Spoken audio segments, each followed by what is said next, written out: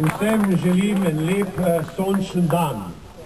Jaz bi pravzaprav mogel sedeti tam na oni strani, od enih naprej bo zasedal odbor za zunanje zadeve in na prvem delu tega odbora smo bili člani, saj 2 člana komisije Ministrstva za zunanje zadeve, ki je bila imenovana prav zato, da bi poskušali strokovnjaki odgovoriti na vprašanje o tem, ali lahko o slovensko-hrvaški meji znanstveniki in raziskovalci kaj dodamo.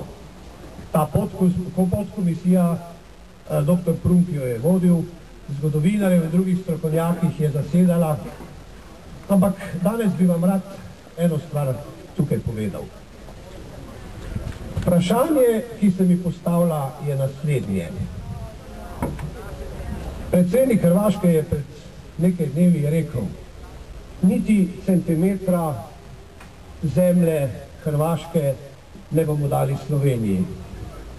Jaz pa tukaj govorim, niti centimetra slovenske zemlje ne bomo dali Hrvatom.